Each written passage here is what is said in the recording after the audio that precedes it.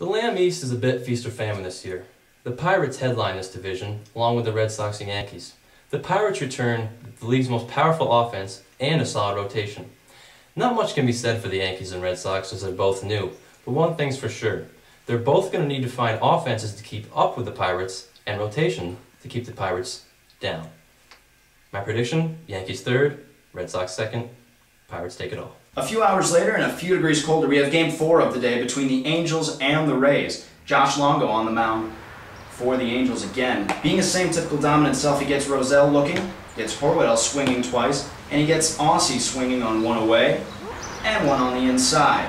On the flip of the coin, Chris Horwedel had a tough day on the mound. He couldn't find the strike zone. Here he walks Longo, then walks Cookfair on a pitch outside, and then Longo. He hits one that seems to go foul at first, but then curves in for a single. Aussie would pick up in relief after Horwedel gives up 5. Aussie had his wicked curves in motion, but they couldn't hit the strike zone. Here, Longo gets his chopper down the line, and then Cookfair slipping, gets a single. Watch out for the collision right here. Ooh, close play. Another chopper, Aussie with a heads-up play as he gets Cookfair out at home before he touches. And what was the hit of the day, Jay Roselle, back to the pitcher, but whammy, gets hit at first base. We'll look at that one again. Slowly crawling back, touch first, Jay. You'll never hit a bigger one in your life. He's day to day. But Jesse Horwedel closing it out for the Rays, being dominant. Expect him to start Thursday in the Rays opener. It was a dominant game for the Angels. They win 7-0. Longo, a complete game, one hitter with 10 Ks. Horwedel picks up the loss, 5 runs in 2 innings pitched. All right, now we move on to the Hess West. The Rays, A's, and Jays all will vie for the crown in the Hess West in 2009. We start with the Rays. Captain Jay Roselle had a lot of free agent work to do in the offseason. He goes out and signs basically an entire new roster, signing Rookie of the Year Anthony Osselmeyer and Colin Phillips, led the league in home runs. Also picked up 2 great bats in the brothers, Jesse and Chris Horwedel. Yeah, definitely a very mixed team here. I gotta wonder if they're gonna coalesce in time, but if they do, they could definitely be a very strong team that could upset a lot of really ranked and established teams. Certainly the issue with the Rays right now is starting pitching. Where in the world is Colin Phillips? We've yet to see him in 2009 during any spring training pickup games. Also, who's their number 2 starter? Jesse Horwedel's looked pretty impressive as of late and looks to be the number 2 starter right now. But where does it go from there? Is it Aussie on the mound? Will Roselle pitch? Will Chris come in the game? Horwedel? We don't know. We don't know. It's kind of a mess. Oh yeah. You definitely need strong pitching in this league. If anything has proven that, this league over any other league in America, dependent on pitching. And that's because of the baseball style rules. So, yes, Jesse Horwedel looks like he's going to be a good pitcher. But then who's going to be number 2? It's got to be CPD. He's got to be there. One team that doesn't seem to have pitching issues, however, is the A's.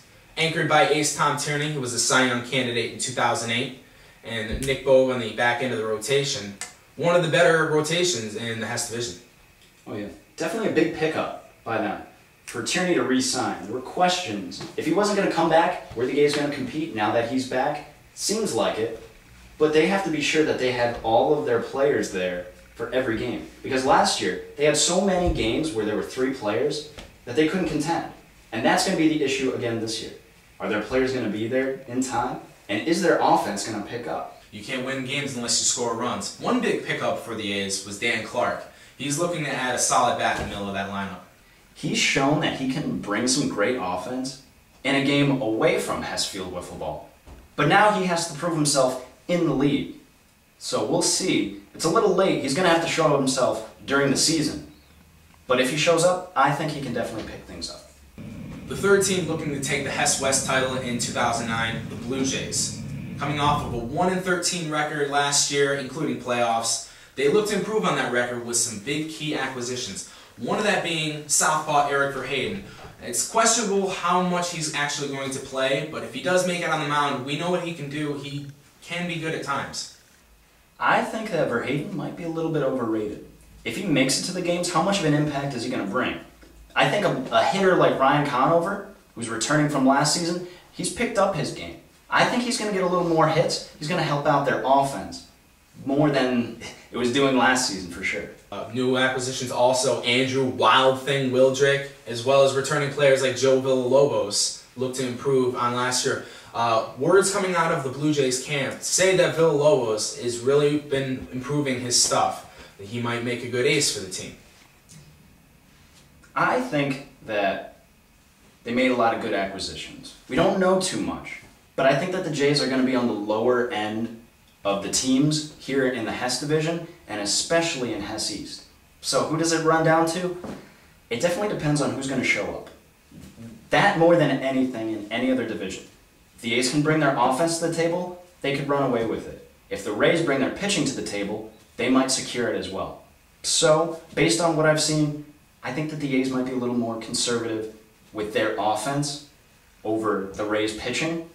So, I think that they just eke it out. But the Rays make the playoffs as well. Either way, the Hess West will certainly be one of the biggest divisions to watch this year. And now Buster Olney gives us his thoughts on the Hess West. The Hess West is arguably the most competitive division and is the only division without a new team. It features the Rays, the Jays, and the A's. Now the Jays went out and made several offseason acquisitions to make their team better. However, it will be tough to compete with the upper two teams, the A's and the Rays. The Rays boast a powerful offense led by Rookie of the Year, Anthony Ospelmeyer. However, the A's boast the best rotation with Nick Bove and Tom Tierney, who combined for 97 Ks last year. To me, pitching wins in this league.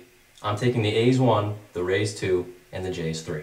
This year of Hess Wiffleball will certainly be the biggest and best yet. 12 teams, 4 fields, 4 divisions, over 100 players, and tonight we have the man who started it all. It's been just under a half a decade, but the league has come a long way. Now, Commissioner and creator Chris Hess has a lot on his mind. Tonight he tackles very important issues such as his real true love, whether he's more proud of playing in the league or owning the league, and who exactly is the next Chris Hess. In our Sunday sit-down, Buster, the only, sits down with Commissioner Chris Hess.